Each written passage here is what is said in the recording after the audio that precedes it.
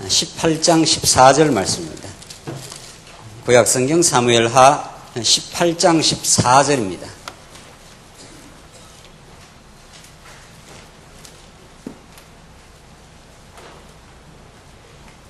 찾으신 줄 알고 봉독 드리겠습니다. 구약성경 사무엘하 18장 14절입니다. 요압이 나는 너와 함께 지시할 수 없다 라고 말한 후에 투창 세 자루를 손에 들고 가서 상수리 나무에 매달려 아직 살아있는 압살롬의 심장을 찌르니 요압의 무기를 드는 10명의 젊은이들도 압살롬을 에워싸고 쳐 죽였다. 요압이 나팔을 불어 그 군대를 멈추게 하니 그 군대가 이스라엘을 뒤따라 추격하다가 돌아왔다. 그들은 압살롬을 들고 와서 숲속의 큰 구덩이에 던지고 매우 큰 돌무더기를 그 위에 쌓았으며 온 이스라엘 사람들은 각자 자기의 장막으로 도망갔다. 압살롬이 살아있을 때에 자기를 위하여 왕의 골짜기에 한 비석을 세웠으니 이는 그가 내 이름을 기억할 아들이 없다라고 생각했기 때문이다. 그는 그 비석에 자기 이름을 붙여 불렀으며 그것을 오늘날까지 압살롬의 기념비라고 부른다. 18절까지 우선 봉독 드렸습니다. 우리는 지금 사무엘 상하 말씀을 통해서 하나님이 어떠하신 분이신지, 신관, 하나님이 어떤 분인지를 정립해 갈 뿐 아니라 그런 하나님을 우리가 바르게 깊이 있게 깨닫게 되면 자기가 누구인지, 인생이 무엇인지, 인생관이 정립될 것입니다. 그 인생을 인생되게 하셔서 하나님의 은혜의 영광을 더 깨닫게 하시려고 우리는 가족도 주시고 교회도 허락하시고 이 삼라만상의 모든 세계를 허락하셨습니다. 그걸 세계관 이렇게 말합니다. 하나님을 알면 인생을 정립하게 되고 내 주변의 모든 일체 환경, 그 세계의 존재 이유와 목적을 우리는 알게 됩니다. 이렇게 예수를 믿는다는 것은 그저 세상살이 어려워서 여기 와서 그저 몇몇 맥락 없는 말씀을 듣고 그저 마음의 위로나 받고 가는 것이라면은 법대하게 가는 것이 더 좋지 않겠냐나 말이죠. 기독교는 그런 것이 아니라 영원한 종교, 영원한 생명, 하나님의 영원한 통치 속에 이 세계를 경륜하시고 이 세상의 모든 존재하는 존재를 통해서 하나님이 어떤 분인가를 알게 하여 그를 영원히 경외하게 하시려는 그 놀랍고 위대한 인생관과 가치관의 일대 혁명을 우리는 기독교라 그렇게 말합니다. 이런 혁명적 의식이 없이는 우리는 기독교 안에 실제로 들어와 있지 않습니다. 그저 우리의 공고했던 삶, 혼란스러운 삶을 잠시 정리해 주는 정도라면은 그건 아직 기독교의 본질 속에 들어와 있지 않습니다. 기독교는 하나님이 영원히 살아계셔서 창세전에 이 우주 만상을 예정하시고 모두 디자인해 놓으셔서 그대로 지금 작정해 가시는 위대한 하나님의 영광을 지금도 선포하고 그 영광 가운데 가장 놀라운 자비성의 영광을 언약 백성들에게 눈동자처럼 지키시고 보호하시면서 우리에게 세계관과 가치관의 혁명을 일으킨 것이 기독교라 이렇게 말합니다. 그래서 여러분이 오늘 오후 시간 우리 1시간 잠시 말씀을 상고하는 것이 늘상 들었던 말씀이 아니라 하나님이 얼마나 위대하시고 내가 가지고 있던 세속적 가치관을 변혁시키는 그 놀랍고 위대한 생명의 능력이 이 본문 말씀 속에 하나님의 도도한 오늘 본문 말씀을 읽지만은 성경 전체의 맥락 속에서 드러나고 있다 하는 것을 우리가 확인하는 것이 무엇보다 중요할 것입니다. 오늘 본문 말씀은 오전에 이어서 하나님께서 이제 다윗의 그 타락과 비극의 그 절정에 이르면서 하나님은 착착 다윗 왕국을 새롭게 회복시켜 가시는 여호와 하나님이시다. 언약한 나라를 하나님이 아주 포기하지 않는다. 그들로 하여금 언약의 하나님을 더 깊이 깨닫고 은혜로만 그 나라가 세워진다. 하나님의 능력으로만 세워진다는 걸 깨닫게 하기 위해서 타락과 비극의 역사를 섭리해 가셨다.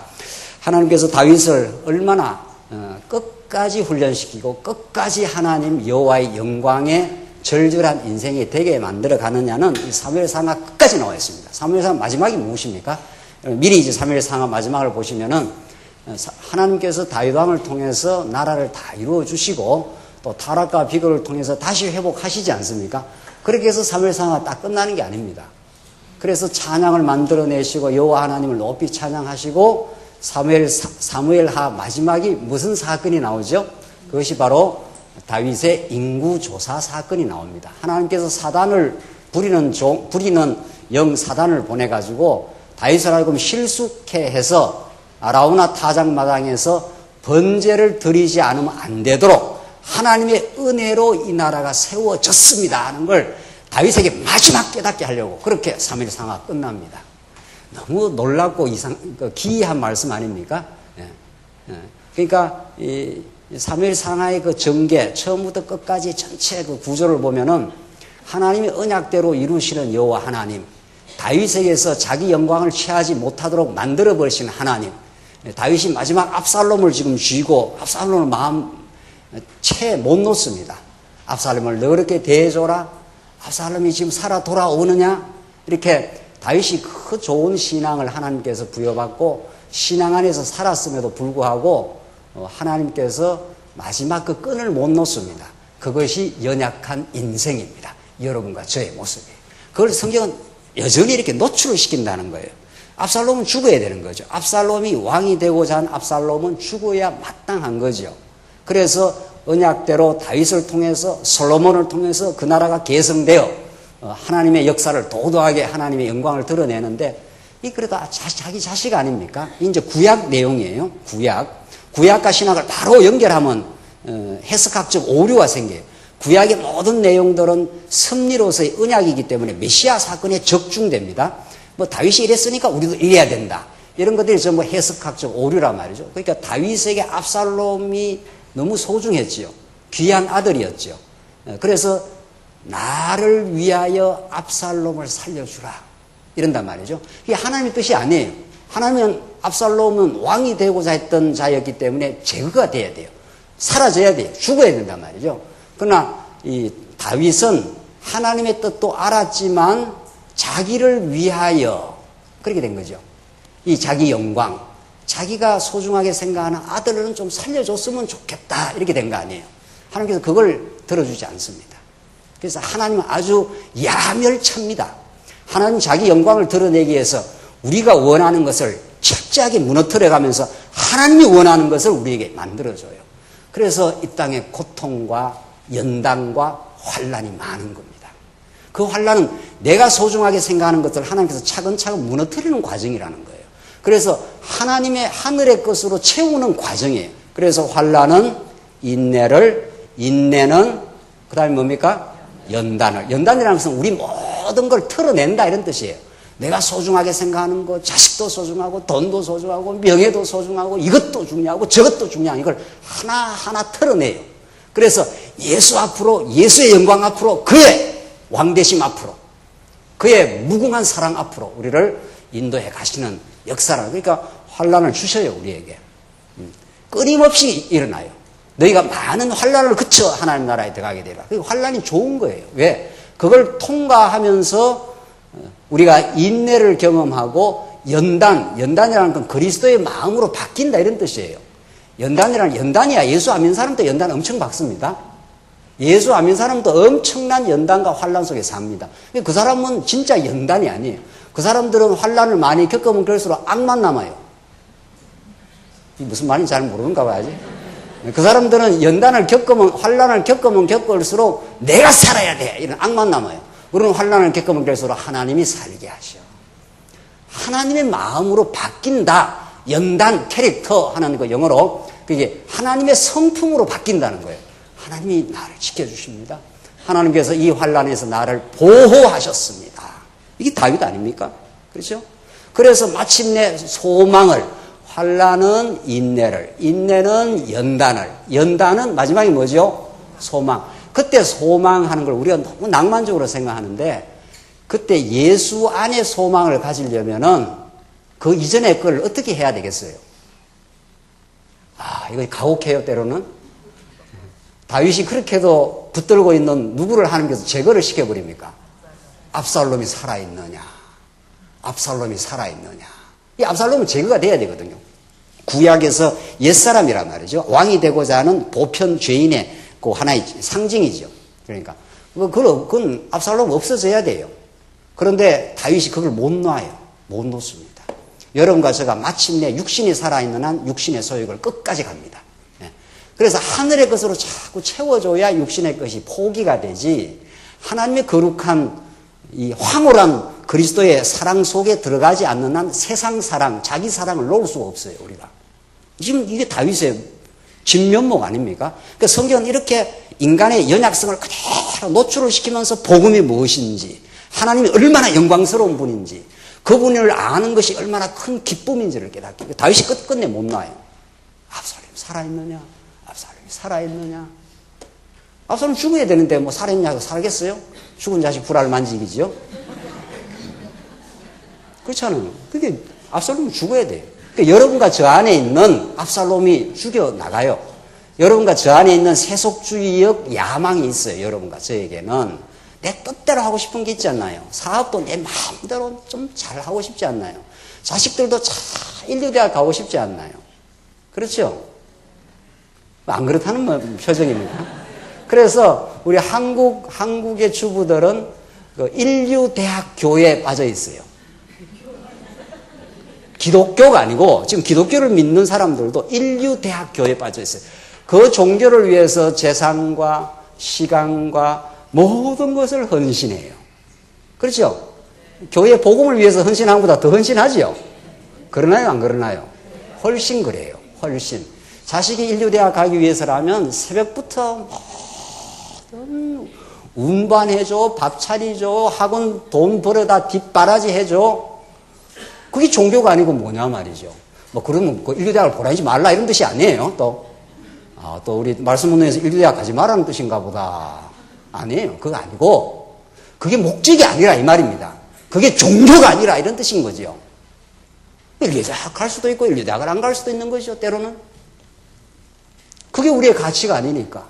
그게 하나님께서 정한 대로 인류대학 갈 수도 예수 믿고 살 수도 있고, 인류대학 안 갈 수도 예수 믿고 잘 살 수도 있고, 인류대학 가서도 예수 안 믿고 망나니가 될 수도 있고, 인류대학 안 가도 또 망나니도 될 수도 있고, 그 어떤 게 뭐 방법이 무슨 정해진 게 없어요. 중요한 건 인류대학이 아니라 그 하나님을 배워가고 있느냐, 하나님의 영광이 전달되고 있느냐, 그분을 붙들고 있느냐. 지금 압살롬이 그렇습니다. 압살롬을 이제 요압이 죽입니다. 자, 그러니까 16절 보십시오. 요압이 나팔을 불어 봉도 드리는데, 압살롬이 살아있을 때 뭐를 만들었는가 하면은 18절. 압살롬이 살아있을 때 자기를 위하여 이렇게 돼 있어요. 그렇죠? 분명하죠? 그러니까 압살롬은 이건 처복종돼야 될, 사라져야 될 하나의 교육 재료로 하나님께서 쓰시는 거죠. 구약적으로 말해서, 왜? 스스로 왕이 되고자 하는 옛사람의 소욕을 상징하지 않습니까? 여러분과 저의 마음속에 들어있는, 이걸 하나님께서 없애는 거거든. 없애주는 게 좋은 거란 말이죠. 그런데 압살롬이 자기를 위하여 왕의 골짜기에 한 피석을 세웠으니, 이는 그가 내 이름을 기억할 아들이 없다. 원래 압살롬이 아들이 셋 있었거든요. 그런데 그 아들이 내 이름을 기억 안 해준다라고 생각했기 때문에 그는 그 비석에 자기 이름을 붙여 불렀으며, 그것을 오늘날까지 압살롬의 기념비라고 부른다. 압살롬 이렇게 써놓은 거예요.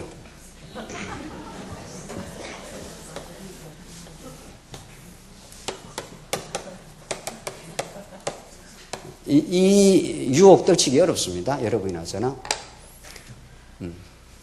이 이름의 영광을, 우리는 여호와의 이름의 영광을 찬양하는 인생으로 창조되었어요. 우리는, 여러분과 제가.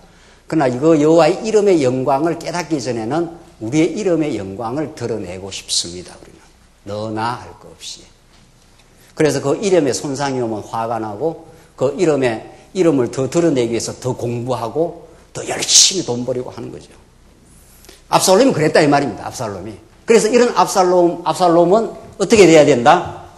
제거돼야 된다, 이런 뜻이. 하나님께서 제거를 시켜요. 이것이 여러분과 저 안에 들어있는 압살롬, 옛사람의 소욕, 왕이 되고자 하는 죄성, 이런 뜻입니다. 그래서 하나님께서 하늘의 복음을 자꾸 깨닫게 해서 예수의 이름의 영광에 절절하고, 예수의 이름의 영광이 얼마나 아름다운지, 그것이 얼마나 복된지, 예수는 그리스도이십니다, 이게 얼마나 아름다운 고백인지, 당신 왕이십니다, 내가 왕이 아닙니다, 이 말 아닙니까? 그렇죠? 당신이 왕입니다. 당신의 통치 속에 내가 안전하고 평안합니다. 어떤 세력도 나를 해칠 수가 없습니다.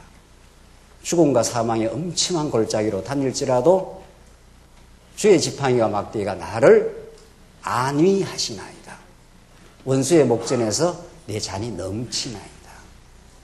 우는 사자처럼 우리가 사단의 유혹을 받고 때로는 흔들려도 우리는 아주 흔들리지 않습니다. 말이죠. 그래서 이 압살롬의 어리석음을 성경에서 노출시키고 다윗은 압살롬이 살아 돌아오기를 바랐지만 그 마지막 끈을 못 놔요. 그 끈을 못 놔요. 하나님께서 그 끈을 마침내 놓게 만듭니다. 하나님이 놓게 하셔야 놔요. 하나님이 여러분과 저의 옛사람을 붕괴시켜줘야 하늘의 은혜로 채워서서 무너뜨려줘야 무너지지 안 된다는 거예요. 그래서 하나님의 은혜만을 우리는 노래하고 하나님의 진리만을 사모하는 거죠. 그래서 지금 19절로 23절에 보면은 이제 압살롬이 죽었다는 소식을 이제 전화로 두 사람이 오는데 요압이 아히마스한테 이제 이야기를 해요. 가서 전해라. 압살롬이 죽었다는 걸 전해라. 그리고 좋은 어떤 결과가 있을 걸 예상하지 마라. 다윗에게는 자기의 마지막 놓을 수 없던 세속적인 그 끈을 마침내 하나님이 놓게 하는 거거든요. 그러니까 다윗이 얼마나 그 절망을 거칩니까? 그렇죠? 그러니까 아까 분에 환난은 인내는 연단은 뭐라고 그랬습니까? 소망을 했을 때 그 소망의 내용이 뭡니까? 예수 그리스도 아닙니까? 그가 이루시는 하나님의 나라가 소망인데 그 소망을 절절하게 깨닫게 하기 위해서는 여러분과 저가 가지고 있던 가짜 소망을 어떻게 해야 되겠어요? 하나님이 가짜 소망을 절망 상태로 만들어야 됩니다. 그게 하나님 하시는 일이에요. 여러분과 제가 아직도 쥐고 있는 가짜 소망을 절망이라는 것을 깨닫게 해요. 그걸 무너뜨리라는 거예요. 그게 아픈 거예요. 우리가 얼마나 아픈지 몰라요. 이 땅의 삶이. 하나님, 이건 내가 놓을 수 없습니다. 이건 놓을 수 없네요. 이건 내가 마침내 놓을 수 없네요. 내가 당신을 사랑합니다. 그러나 이건 내가 놓을 수 없습니다. 하나님, 그걸 무너뜨려줘요. 그걸 너가 쥐고 있는 한 평화가 없어. 그래서 예수 안에 온전한 소망을 갖게 하기 위해서 여러분과 저의 내면을 속속들이 하나님께서 찾아오셔서 내려놓지. 네가 못 내리면 내가 내려놔줘. 이렇게 만들어요. 그래서 다 내려놓게 하고 천국 가요. 그래서 아무리 쥐고 있어도 죽을 때는 다 내려놔야 돼, 안 내려놔야 돼. 그래서 다 내려놓고 아이고 하나님 내가 아무리 해도 뭐 안 되네요. 네. 당신만이 소망입니다. 이게 7, 80년 인생의 목적이에요. 지금 이제 압살롬의 그 죽음의 소식을 두 사람이 전달하러 오는데 아히마아스라는 그 사독의 아들이 갈까 하는데 이 에티오피아 사람, 개역 성경에는 구스 사람이 내가 가겠습니다 이런단 말이죠. 그러니까 이 에티오피아 사람은 아무 생각 없이 가서 전하는 거예요. 그런데 아히마아스는 이미 다윗이 얼마나 그 압살롬을 생각하고 있고 압살롬 살려줘. 이 전쟁에서 이기더라도 압살롬은 살려줘. 그걸 큰 소리를 했지 않습니까? 압살롬 내 분신이야. 압살롬이 없어지면 내가 절망이야. 압살롬이 죽으면 내가 죽는 거야. 이렇게 해서 압살롬을 살려줘 그랬거든요. 그래서 아히마아스가 그 보고를 하러 지금 가긴 가는데 요압이 그 보고하면 너한테 좋지 않아. 네가 아이고 잘했다고 뭐 상 주지 않아. 그 말이 그렇게 나와요. 그런데 에티오피아 사람은 이방 사람이거든요. 이 사람은 아무 개념 없이 가서 전달해요. 누구한테? 다윗한테. 지금 그 내용이 나와요. 24절 보세요. 자, 그래서 가는데 그때 다윗은 두 성문 사이에 앉아 있었는데 파수꾼이 성벽의 성문 지붕에 올라가 눈을 들어보다가 어떤 사람이 홀로 달려오고 있었으므로 파수꾼이 외쳐 왕에게 보고하니 왕이 말하기를 만일 그가 혼자이면 그 입에 좋은 소식이 있을 것이다. 좋은 소식이 있을 것이다. 다윗은 그러니까 뭐를 기대를 하는 겁니까? 예? 자기가 왕으로서 명령까지 내렸으니까. 전쟁에는 이겨도 압살롬이 어떻게 될 것이라고 기대를 하고 있습니까? 살아서 있을 것이라고 기대를 하고 좋은 소식이 올 것이다. 그래서 26절 보십시오. 또 파수꾼이 보니 또 다른 한 사람이 달려오고 있었으므로 그 파수꾼이 문지기게 소리쳐 어떤 사람이 혼자서 달려온다 하고 말하니 왕이 말하기를 저도 뭐라고 했습니까? 좋은 소식을 가져올 것이다 하였다. 그러니까 한 사람이 또 오고 또 한 사람이 소식을 전하러 오는데 지금 다윗은 그 전하러 오는 두 사람이 앞서거니 뒤서니면서 이제 그 소식을 전하러 지금 온단 말이죠. 그러니까 다윗이 기대하는 건 뭡니까? 다윗이 마침내 놓지 못하는 건 뭡니까? 압살롬이죠. 압살롬이 살아있습니다. 압살롬이 안 죽였습니다. 이 말을 지금 기대하고 무슨 소식을 갖고 온다고 기대합니까? 참. 이 두 번째 좋은 소식했죠. 세 번째. 27절. 파수꾼이 말하기를 제가 보기에는 앞선 자의 걸음걸이가 마치 사독의 아들 아히마아스의 걸음걸이 같습니다. 하니 왕이 말하기를 그는 좋은 사람이므로 뭐라 했습니까? 좋은 소식을 가져올 것이다. 이 희망을, 이 소망을 하나님께서 어떻게 하십니까? 절망케 하셔요. 이걸 여러분과 제가 가지고 있는 하늘나라의 꿈, 하나님 나라의 그 소망, 예수 그리스도 안의 소망을 갖기 전에 우리가 가지고 있는 주관적 환상입니다.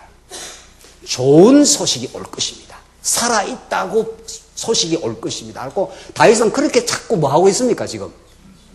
기대하고 있는 거죠. 기대가 크면 어떻게 해요? 실망도 엄청 큰 거예요. 그래서 절망의 상태에 넣어버려요, 하나님께서. 이 땅에 아무도 내가 기대할 게 없구나. 그러니까 우리가 부부싸움 왜 싸우는가 하면은 상대방에 대해서 뭐를 가지고 있으니까? 기대를 하니까. 당신 남편이니까 내한테 이렇게 해줘. 당신이 아내니까 내한테 적어도 새끼 밥은 해줘. 그런데 삼식이가 요즘 거의 없다는 거 아니에요? 뭐 우리 같은 사람은 뭐 일식이 정도밖에 안 되니까. 아침부터 나와서 우리는 새벽에 나와서 작업을 하니까 뭐 겨우 집에 들어가서 일식이밖에 안 하는데. 근데 새끼 해줘.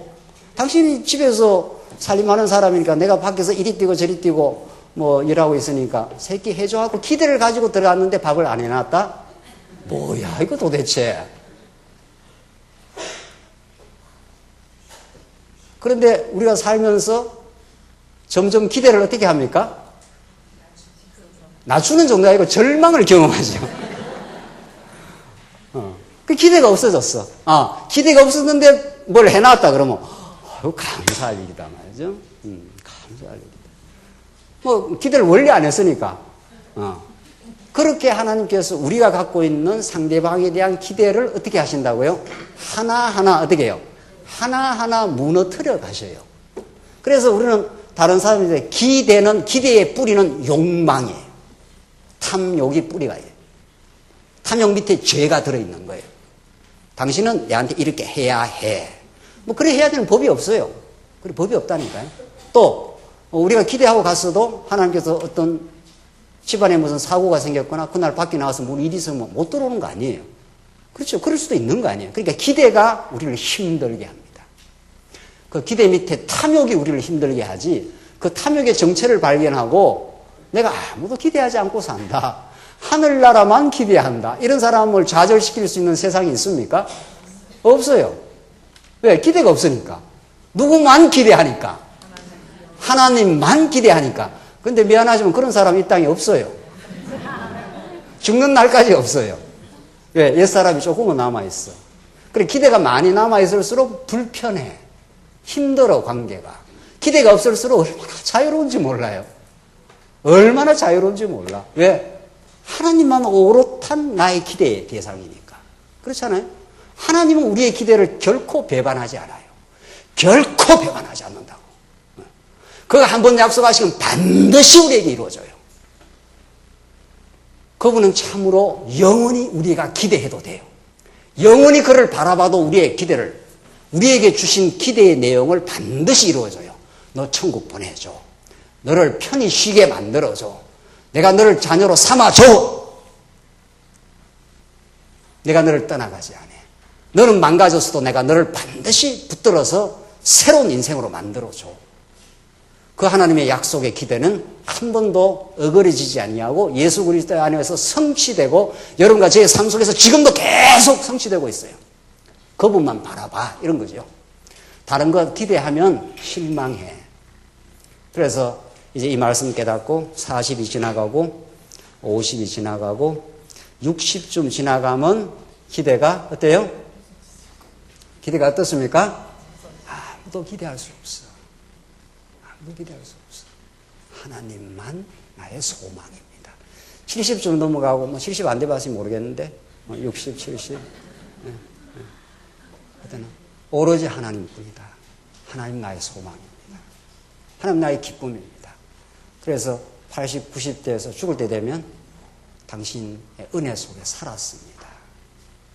당신만이 나의 소망이었습니다. 다른 모든 것들은 하나님 배우는 모형이었습니다. 자식도 남편도 재산도 모든 이 땅의 사회적 지위도 하나님 배우다가 가라고 이것저것 주셔서 잘 배우다 갑니다. 그렇죠? 이게 우리 성경입니다. 압살롬 사건은 큰 의미를 갖고 있습니다. 다윗은 자꾸 기대를 하는 겁니다. 좋은 소식 올 거야. 내가 명령했으니까 좋은 소식 올 거야. 그 좋은 소식을 몇 번 반복합니까? 몇 번이나 반복하지요? 25절에서 26절에서 27절에서 그걸 뿌리 뽑기 어렵다는 거예요. 좋은 소식 올 거야. 압살롬 살았다고 소식 전해줄 거야. 이 기대가 있잖아요. 28절 하나님께서 그 기대를 어떻게 가혹하게 무너뜨리는가 보십시오. 하나님 때는 얼마나 가혹한지 몰라요. 그러나 하나님 얼마나 가혹할 정도로 우리를 사랑하는지 몰라요. 너무도 뜨겁게 사랑해요. 왕이 아이마아스가 28절 마아스가 소리쳐서 왕에게 말하기를 평안하십시오 하고 얼굴을 땅에 대고 왕에게 절하며 또 말하기를 여호와 왕의 하나님을 찬양합니다. 손을 들어 주의 왕을 대적한 자들을 넘겨주셨습니다 하고 하였다. 왕이 묻기를 그러니까 아이마아스가 뭐 너스레를 떨 거 없이 압살롬 죽었어요. 이거 말하라고 지금 온 거 아니에요? 그런데 막 너스레를 떠는 거예요. 그 말을 하기가 쉽습니까? 어렵습니까? 너무 어려워요. 왜? 내 아들 압살롬 살려줘. 내 아들 살려줘! 이렇게 했단 말이죠. 그 큰 소리를 해가지고 모든 백성이 다 들었다 했어요.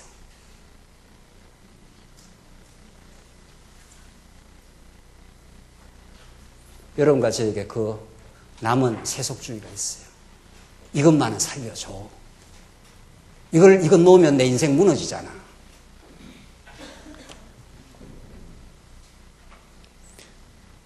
왕이 묻기를 29절 젊은 압살롬은 무사하냐 하니 아히마아스가 대답하여 왕의 신하 요압이 주의 종을 보낼 때에 큰 소동이 있음을 보았지만 무슨 일인지 저는 알지 못합니다.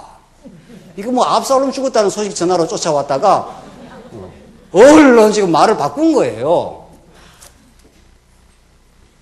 무슨 일이 있는지 저는 알지 못합니다. 그러니까 압살롬이 죽었습니다라고 보고하러 왔다가 왕이 너무 기다리고 있으니까 좋은 소식 가지고 올 거야. 압살롬 무사하지? 너는 잘 모르겠는데요. 이게 이렇게 된 거예요. 잘 모르긴 뭘 몰라요. 지금 죽은 걸 지금 보고하러 지금 쫓아온 사람인데. 그 아히마아스가 도저히 그 말을 압살롬한테 할 수가 없는 거예요. 도대체. 왕이 말하기를 물러나서 거기 서 있으라 하니 그가 물러났다. 무슨 사실을 보고를 안 한단 말이죠. 왕은 더 궁금한 거죠. 그러니까 두 사람이 지금 쫓아온다는 거 아니에요. 한 사람이 아히마아스고 한 사람은 에티오피아 사람, 개혁 성경 구스 사람이라고 해요. 구스 사람이 아무 이제 개념 없는 친구가 와서 보고합니다. 네. 아무 개념 없는 친구가 와서. 31절 에티오피아 사람이 도착하여 말하기를 내주 왕이시여 좋은 소식입니다. 이 좋은 소식이나 해석이 다른 거예요.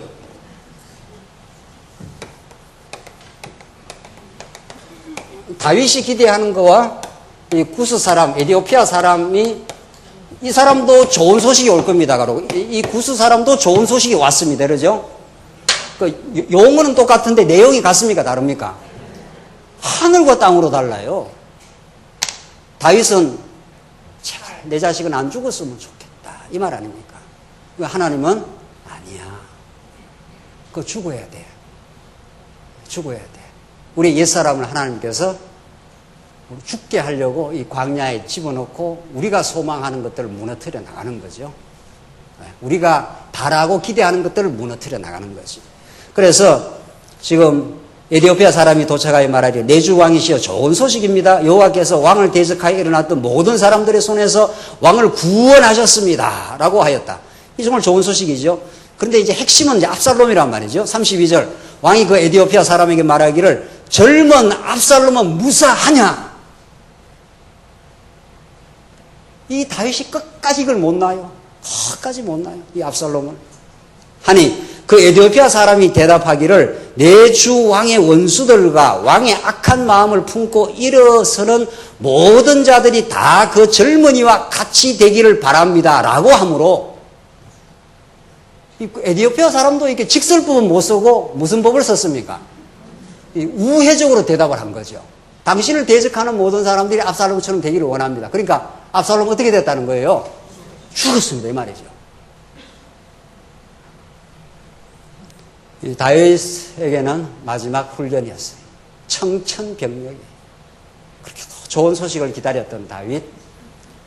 내가 범죄하여 이 타락과 비극을 겪었고 압살롬마저 왕이 되고자 하는 이 자식이 이렇게 되어서 이놈은 그래도 좀 살려달라고 그렇게 살려달라고 압살롬을 너그럽게 대해줘. 압살롬 살려줘. 압살롬이 죽으면 나도 죽는 거야. 이렇게 다윗이 간절했습니다. 그러나 하나님께 그 소망을 안 들어줍니다. 그걸 걷어내고야 맙니다. 그래서 하나님만 소망이 되게 하시려고 하나님은 이렇게 하십니다. 여러분과 제 삶 속에 우리가 쥐고 싶었던 것들 그걸 하나님께서 때로는 가혹하게 하나님께서 무너뜨려 가면서 정말 우리에게는 예수 그리스도의 십자가와 부활하심과 우리의 왕되심을 하나님께서 우리에게 보여줘요. 자, 신학적으로 이제 정리 좀 하자면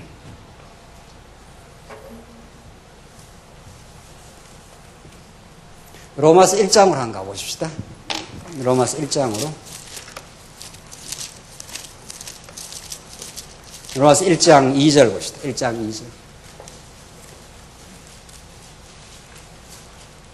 로마서 1장 2절. 이 복음은 하나님께서 선지자들을 통하여 성경에 미리 약속하신 것으로 그분의 아들에 관한 것이니 육신으로는 다윗의 자손에서 나셨고 성결의 영으로는 죽은 자들 가운데서 부활하여 권능 가운데 하나님의 아들로 선포되셨으니 곧 우리 주 예수 그리스도시리라. 이게 아주 성경에서 가장 복음에 대해서 압축된 정의입니다. 복음이 무엇이냐 이렇게 말하면 하나님이 선지자를 통해서 약속하신 것이다. 그렇죠? 이 성경 66권을 압축을 하면은 지금 다윗은 장차 오실 메시아의 예표이기도 하고 궁극적으로 메시아 예표, 왕이신 예표이기도 하고 또 다윗은 타락한 인간의 전형이기도 합니다. 범죄한 인간의. 그러니까 육신으로는 이렇게 되어 있단 말이죠. 지금 오늘 로마서가 이 복음은 하나님께서 선지자들을 통하여 성경에 미리 약속하신 것이라. 그러니까 성경 전부, 구약 전부는 예수가 그리스도임을 약속하고 있는 거 아니에요? 그러니까 다윗을 통해서 다윗은 유다 지파에서 난 왕이지요. 그렇죠? 다윗은 장차 오실 메시아, 우리의 진짜 왕 되실 예수 그리스도, 왕이신 예수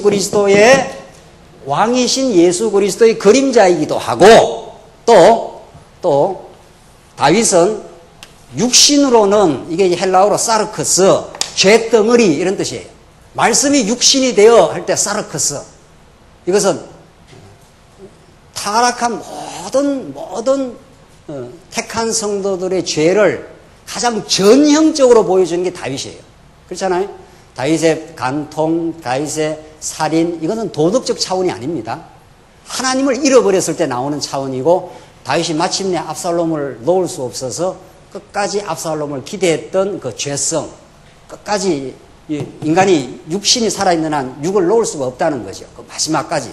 그래서 하나님이 이제 지켜주시고 하나님이 붙들어서 인도에 가시는데 그래서 그 3절에 그분의 약속하신 것인데 그분의 아들에 관한 것이니 육신으로는 다윗의 자손이 나셨고 성결의 영으로는 죽은 자들 가운데 부활하여 권능 가운데 하나님의 아들로 선포되셨으니 곧 우리 주 예수 그리스도시니라. 이게 복음의 아주 압축된 정의 아닙니까? 그러니까 다윗은 예수 그리스도 왕 대신 예수 그리스도의 그림자이기도 하고 육신으로는 다윗의 혈통에서 나셨기 때문에 모든 언약 백성들의 죄를 가장 전형적으로 보여줘요. 압살롬은 끝까지 못 놔요. 끝까지 못 놓습니다. 그래서 그 죄성을 끝까지 가지고 있는 이 모든 육신을 입고 예수가 오신 거예요. 이 사르크스를 모든 언약 백성들. 그래서 제물이 된 거 아니에요. 그렇죠? 그 예수가 그리스도라는 건 왕이시기도 하고 제사직도 있는 거 아니에요. 제사직. 선지직, 왕직, 제사직이니까. 그렇죠? 그러니까 다윗의 이 모든 죄성들을 다 육신으로는 모든 언약 백성들의 죄를 걸머지신 제물이 되신 것이고, 그렇죠? 제물로 죽고 부활하여, 그렇죠?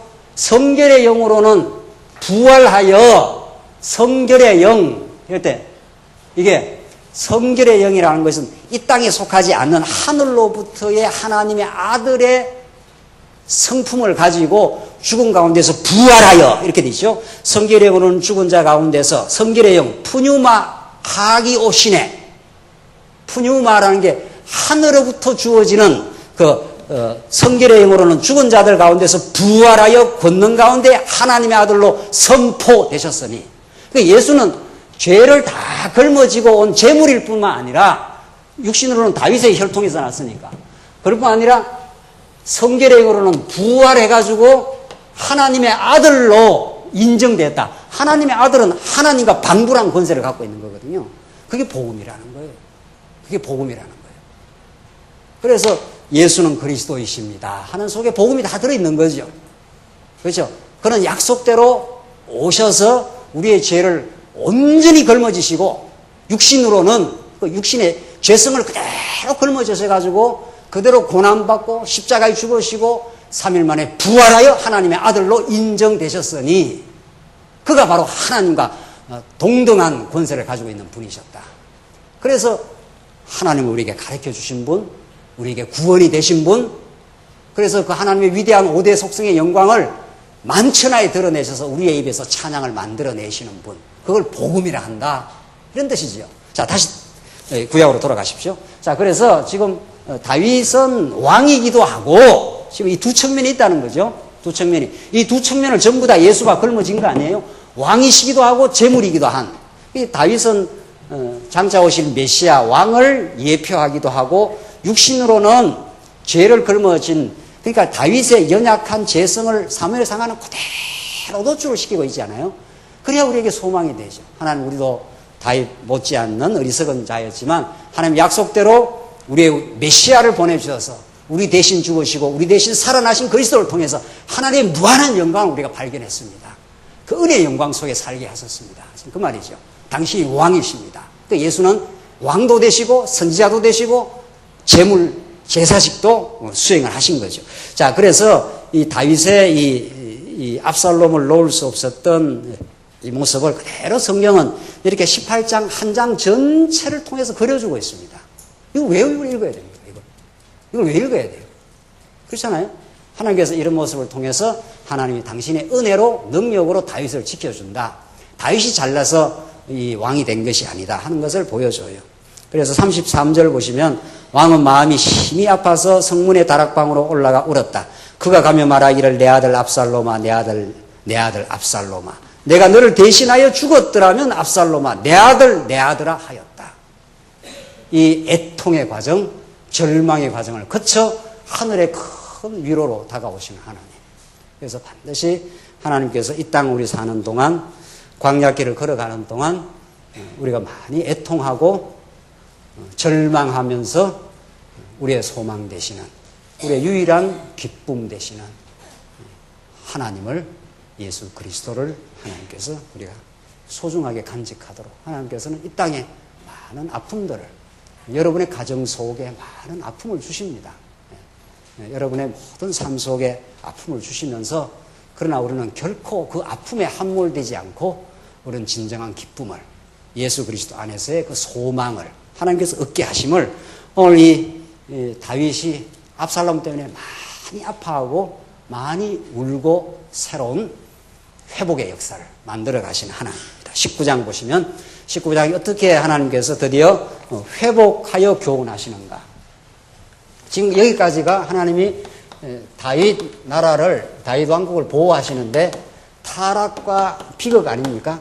그러니까 하나님은 다윗이 범죄하여 타락하여 다윗에게 가장 마음 아픈 일을, 가장 놓을 수 없는 그 일을 하나님께서 마지막에 밑바닥을 치고 이제 회복하십니다.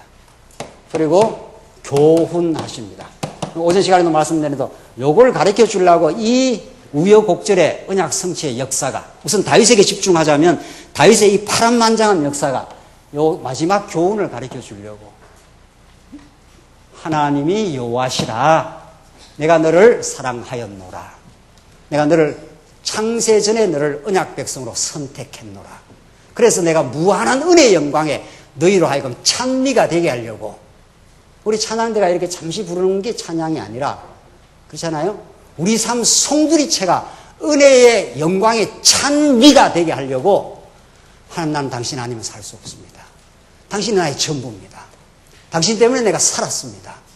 당신은 영원히 찬양받기에 합당하고 경배받기에 합당하신 분이십니다. 라고 여러분과 저를 천국에서 영원히 찬양 불러요. 영원히. 그래서 이 땅 위에 자기를 찬양하던 찬양을 하나님께서 꺾어 가시고 점점 무너뜨려 가시고 때로는 절망을 경험케 하시는 하나님.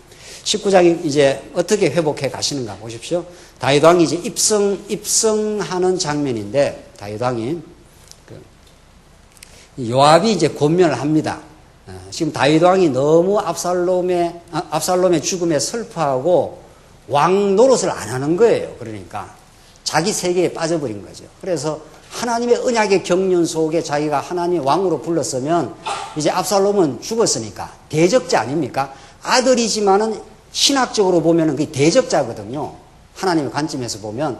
죽었으니까 이제 빨리 걷어잡아가, 마음을 걷어잡아가지고 이제 돌아와야 하는데 다시 돌아오질 못해요. 그래서 19장 1절에 요압이 강력한 권면을 합니다. 어떤 사람이 요압이 알리기를, 보십시오. 왕께서 압살롬을 위하여 울며 슬퍼하고 있습니다. 하니 왕이 그 아들 때문에 슬퍼한다는 말이 그 백성에게 들렸으므로 그날의 승리가 모든 백성에게 슬픔이 되었다. 이게 뭐 전쟁에 승리해가지고 그 기가 막힌 다윗의 축출과 어려움 속에서 이제 회복의 전기를 마련했는데, 다윗은 하나님의 뜻보다는 압살롬이 마음이 너무 아파서 지금 정작 왕의 역할을 못하고 있는 거죠. 그래서 요압이 가서 왕, 그러면 안 됩니다. 당신이 만약 계속 슬퍼하고 있으면 이 나라가 어떻게 회복될 수 있겠습니까? 이렇게 강력하게 권면합니다. 한 7절 한번 보십시오. 조금 넘어가서, 이제 일어나 나아가서 왕의 종들의 마음을 위로하여 말씀하십시오. 제가 여호와로 맹세하오니 만일 왕께서 나가지 않으시면 오늘 밤 아무도 왕과 함께 머물지 않을 것입니다. 그리하면 왕의 젊은 날부터 지금까지 왕에게 닥친 모든 환난보다 더 큰 환난이 될 것입니다. 좀 강력한 권면이죠. 그래서 8절, 왕이 일어나 성문에 앉으니 이것이 모든 백성에게 알려지자 백성이 말하기를, 보라, 왕께서 성문에 앉아 계신다 하니 모든 백성이 왕에게 나아왔다. 자, 이래서 하나님께서는 다윗으로 하여금 타락을 경험케 하시고, 그렇죠? 그래서 그 아들들이 쑥대밭이 되지 않습니까? 그렇죠? 암논이 자기 동생 다말을 범하고, 암논을 죽였다고 해서 압살롬이 다말을 죽이고, 압살롬이 다윗 왕을 축출을 하고, 막 이 집안이 쑥대밭이 되는 겁니다. 이걸 에스겔 선지자는, 예레미야 선지자는 무너지게 하셨다가 어떻게 한다고요? 세워지게 한다. 회복한다, 이 말입니다. 결국은 회복하여 여호와 하나님을 찬양하게 하려고 이 과정을 어떻게 하신다고요? 경험시킵니다. 이것을. 그러니까 하나님께서 에덴 동산에서 생명나무만 만들어 놨으면, 선악과 만들어 놨으면 지금도 우리가 아담의 조상으로 지금 우리가 태어났으면 이렇게 고생할 것도 없고 얼마나 좋겠어요. 예. 생명과 나무 따먹고 그래야 하면 찬양을 한다 안 한다? 안 한다 이 말입니다. 우리는 좋은 것만 계속 있으면 찬양 안 합니다. 절대 안 합니다. 이 말씀이 참으로 좋은 것은 죄악 가운데 몸부림쳐봐야 비진리 가운데 몸부림쳐본 인생들, 이 말씀 놓을 수 없어요. 하나님께서 그렇게 하시는 거예요. 그러니까 우리 애들은, 여기서 자란 애들은 감각이 아무래도 떠요. 내가 우리 집에서 이렇게 봐도, 집에서 성경 이렇게 몇 자 전달하면서 예수는 그리스도이십니다 이렇게 가르치면 눈이 멀뚱멀뚱해. 왜 이렇게 눈이 멀뚱멀뚱해? 이 말이 보통 말인가요? 예수는 그리스도이십니다 하는 말은 이 생명의 말씀이에요. 그러니까 어차피 한번 돌아와야 돼. 어차피 한번 돌고 와. 후라도 돌고 와야 되죠. 이건 하나님의 교육 프로그램이에요. 어차피 한번 돌아야 돼. 어차피 한번 돌아서 밑바닥을 치고 회복하는 거죠. 너나 할 거 없이. 어차피 돌을 거니까 빨리 돌아라 뭐 이런 말은 아니고요. 뭐 자신이 말씀 잘 깨달았으면 좋겠다 하는 소망은 늘 있는 거죠. 늘 있는 거죠. 하나님이 그 타이밍과 그 방법을 하나님이 쥐고 계시기 때문에 그래서 기도하고 그저 하나님이 하시기를 바랄 뿐이지 다른 길이 없더라고요. 자, 그래서 그때 이스라엘 사람들은 각자 도망하여 자기 장막으로 돌아갔다. 9절 하나님께서 이제 회복의 역사가 일어납니다. 다윗은 모든 경험을, 그 파란만장한 경험을 마침내 아들까지 하나님께서 걷어가는 경험을 통과하여 이제 새로운 회복의 역사로 하나님께서 어떻게 회복시키는가? 이게 19장 8절로부터 24장 끝까지 왕국을 어떻게 회복하여 마침내 교훈하시는가 하는 것을 지금 가르쳐 주시는데 다윗 왕의 그 입성 장면입니다. 회복 가운데 8절 하반절로 10절 보시면 패배한 이스라엘 무리가 다윗 왕을 모시자고 변론을 합니다. 그때 이스라엘 사람들은 각자 도망하여 자기 장막으로 돌아갔다. 9절 이스라엘의 모든 지파에 속한 백성들이 논쟁하면서 말하기를 왕께서 우리 원수들의 손에서 구원해 주시고 블레셋 사람들의 손에서 구원하셨으나 압살롬을 피하여 나라에서 나가셨고 우리가 기름 부어 우리 위에 세운 압살롬은 전쟁에서 죽었는데 여러분은 왜 왕을 다시 모시는 일에 조용히 계십니까? 하였다. 이렇게 해서 이제 회복의 조짐이 생겨나는 거죠. 자, 이제 서둘러서 왕을 모시고 이제 회복하십시다. 나라로 다시 새로운 건설을 하십시다. 11절 보십시다. 11절로 15절 보시면 다윗 왕의 기별을 들은 유다 사람들이 다윗을 맞으러 옵니다. 아주 중요한 거죠. 다윗 왕의 기별을 들은 유다 사람들이 들어와요. 11절 다윗 왕이 제사장 사독과 아비아들에게 사람을 보내 말하였다. 유다의 장로들에게 말하기를 너희는 어찌하여 왕을 궁으로 모시는 일에 나중이 되려고 하느냐. 왕을 궁으로 모셔오고자 하는 온 이스라엘의 말을 나 왕이 듣고 있다. 너희는 내 형제요 너희는 내 골육인데 너희는 왜 왕을 모셔오는 일에 가장 나중이 되려고 하느냐 하고 아마사에게 말하기를 너는 내 골육이 아니냐. 내가 요압을 대신하여 평생 내 앞에서 군사령관이 되지 아니하면 하나님께서 내게 벌 위에 벌을 내리시기를 원한다 라고 하였다. 다윗이 모든 이스라엘 사람의 마음을 하나같이 돌아오게 하였으므로 그들이 왕에게 사람을 보내어 왕께서는 모든 부하들과 함께 돌아오십시오 라고 전했다. 왕이 돌아와 요단에 도착하니 유다 족속이 왕을 맞이하여 왕이 요단을 건너도록 하기 위하여 길갈로 나왔다. 자, 하나님께서 밑바닥을 치고 타락과 비극의 마지막 현장을 다윗으로 하여금 뼈아프게 경험하고 이제 새로운 회복의 역사가 일어나는 거죠. 그러니까 밑바닥에 내려가야 올라와요. 그러니까 중간쯤 갔다가 어설프게 돌아오는 법은 없는 거죠. 하나님께서 교육을 하시겠다 했을 때는 하나님께서 우리가 희망하고 있던 소망하고 있던 것들을 걷어내시고 밑바닥을 치면 이제 새로운 역사가 일어나는 거죠. 다윗이 지금 이렇게 유다 너희들 왜 그냥 있느냐. 왕을 모시고 빨리 복귀하라. 이렇게 해서 다윗이 모든 유다 사람들의 마음을 막 이제 돌이킵니다. 여기서 유다 지파가 중요한 거죠. 물론 12지파가 다 돌아오지만 그 중에 유다 지파가 중요한 거죠. 그래서 다윗이 사람들을 막 이렇게 권면해서 이제 왕 돌아올 수 있도록 그렇게 하시는데 그 돌아오는 여정이 아주 중요합니다. 자, 하나님께서 타락과 비극의 이 아픔의 역사를 하나님께서 경험하게 하신 이유가 있다는 거죠. 다윗으로 하여금.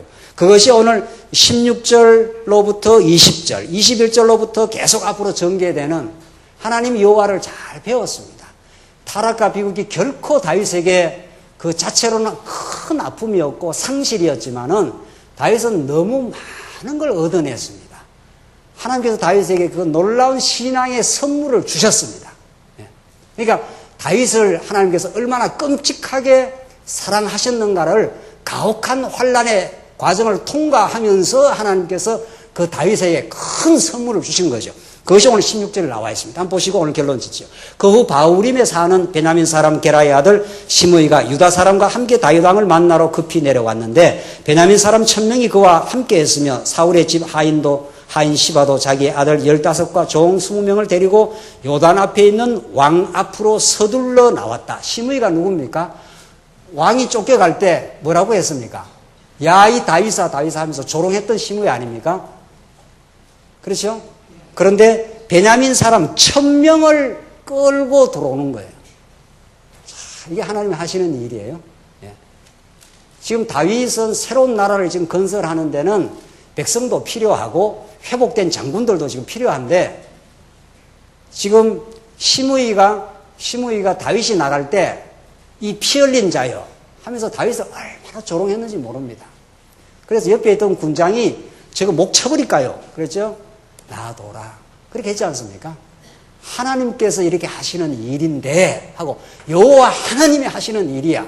그 아픔과 진통을 겪으면서 다윗이 그렇게 나갔습니다. 지금 다윗이 복귀되는 장면 아닙니까? 그렇게 다 다윗을 조롱하고 흩어져 나갔던 사람들이 이제 다윗에게로 돌아오는 지금 역사. 베냐민 사람 1000명이 지금 시므이와 같이 돌아옵니다. 자, 그러니까 19절 보십시오. 19절 왕에게 말하기를 내 주여 저를 죄인으로 여기지 마십시오. 또한 내 주 왕께서 예루살렘에서 나오시던 날 주의 종이 했던 잘못을 기억하지 마시고 왕께서는 그것을 마음에 두지 마십시오. 왕의 종이 죄를 지은 것을 알고 있으므로 이런 말이죠. 그 시므이가 깨달았어요. 시므이가 보십시오. 제가 오늘 요셉의 모든 족속 가운데 제일 먼저 내주 왕을 맞으러 내려왔습니다 하니 그 다윗의 인간적 감정으로는 저거 목을 쳐라 이게 해야 되지 않겠어요? 그렇겠죠? 다윗의 인간적 감정으로는 네가 내가 왕으로 왕에서 축출당했을 때는 나를 조롱했던 너 아니냐? 이제 왕으로 내가 복귀한다고 하니까 내한테 와서 뭐 어쩌고 저쩌고 해? 목을 쳐라. 이렇게 해야 하는 게 인간의 감정이에요. 다윗이 뭐라고 그런 것입니다. 그 인간의 감정을 아비새를 통해서 잘 보여줘. 21절. 수르야의 아들 아비새가 대답하여 말하기를 여호와의 기름 부음 받은 자를 저주했으므로 시므이는 이 일로 죽어야 마땅하지 않겠습니까? 하였으나 수르야의 아들 아비새의 판단과 이 동일한 사태거든요. 그러니까 지금 동일한 사태에 대해서 시므이라고 하는 이 조롱했던 시므이라는 사태에 대해서 수르야의 아들 아비새가 판단하는 것과 다윗이 판단하는 것은 똑같은 사태에 대해서 해석이 다릅니까? 해석이 같습니까? 다릅니까? 하늘과 땅으로 다르지. 이 아비새는 저 목을 쳐버려야 되지 않습니까? 그러니까 다윗은 아니야 이렇게 나온다.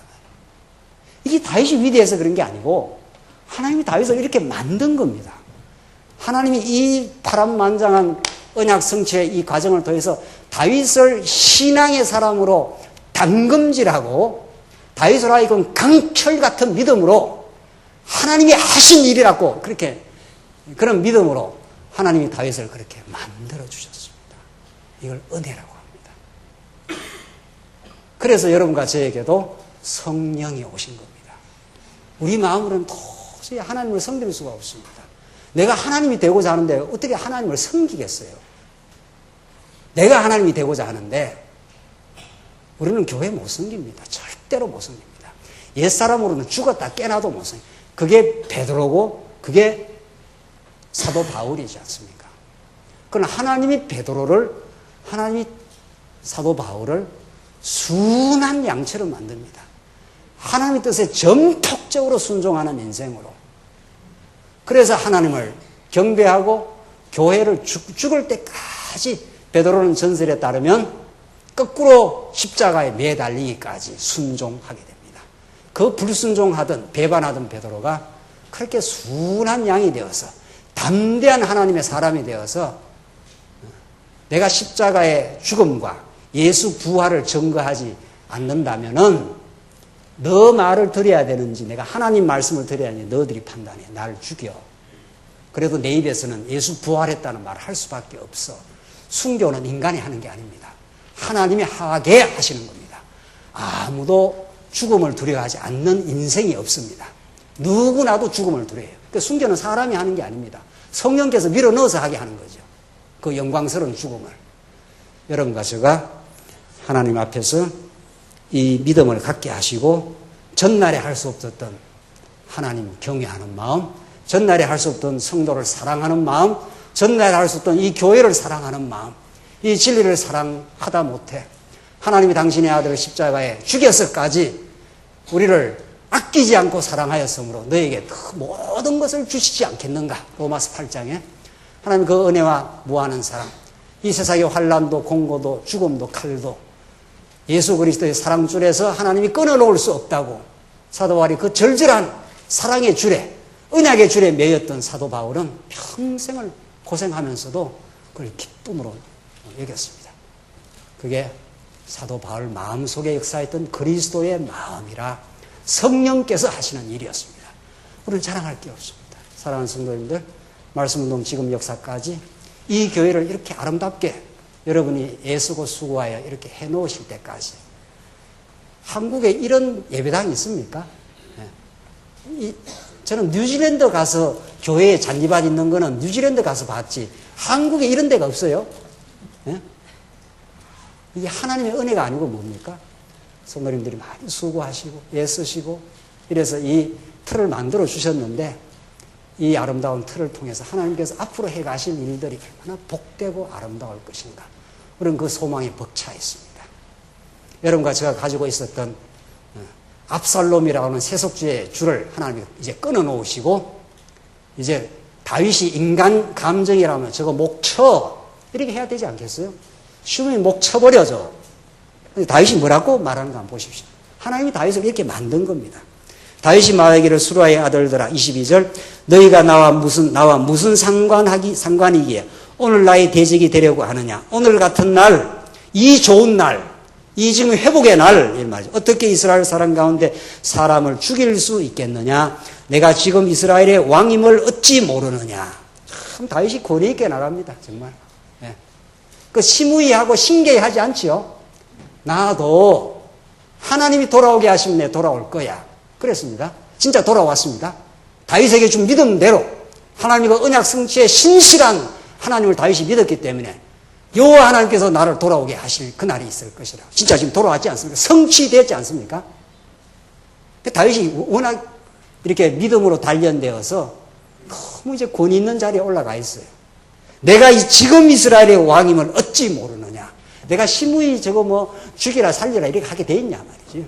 나도 하나님이 다 알아서 하셔. 심의는 누구 손에 죽습니까? 나중에 누구 손에 척결당합니까? 솔로몬 손에 죽습니다. 예, 죽을 자는 죽게 돼 있어요. 죽을 자는. 하나님께서 심의에게 대응하는 다윗의 이 넉넉함, 다윗의 이 권위, 하나님 백성, 하나님의 왕이라, 하나님이 세우신 왕이라고 하는 다윗의 이 신앙, 이걸 하나님이 주셨어요. 여러분과 저에게 이 성경 신앙을 주셨다고요. 이 놀라운 말씀을 주셨다고요. 우리가 세상이 부러워하지. 모든 2000년 교회사 신학자들이, 목회자들이, 진지한 성도들이 알고 싶어하는 이 복음, 성경 전체를 아우르는 이 복음, 이게 하나님이 여러분과 저에게 송두리째 이 시대에 성경 어느 본문 성경 할 거 없이 예수는 살아계신 그리스도이십니다. 이런 다윗의 오늘 모습은 장차 오실 메시아의 표상이에요. 궁극적으로는 예수 그리스도의 표상이에요. 베드로의 부인을 다 예수님 품어주시고 사도 바울의 그 사악함을 예수님 다 품어주셔서 그를 감동시켜 변화시켜 만드신 예수님. 그분 살아계셔서 불순종하고 패역하던 여러분과 저를 이 진리의 자리로, 순종의 자리로, 하나님 섬기는 자리로 인도해 주셨습니다. 오늘 이 복음이 참 기쁨이 되시길 바랍니다. 기도하십시다. 자비하신 하나님 아버지, 은혜를 감사합니다. 다윗을 천신만고의 고난을 통해서 다윗되게 만들어 가신 우리 여호와 하나님 아버지, 우리가 하나님을 몰랐을 때 얼마나 자고하고 망발하며 허무한 삶을 살았는지 알 수 없습니다. 이 진리 안에 우리를 두셔서 너무도 감사합니다. 이 진리에 사로잡혀 우리 남은 삶, 진리와 함께 수고하며 살게 하시옵소서. 진리로 육신의 기회를 삼지 말게 하시옵소서. 이제는 진리 때문에 함께 죽고 사는 인생들 되게 하시옵소서. 예수님 이름으로 기도합니다. 아멘.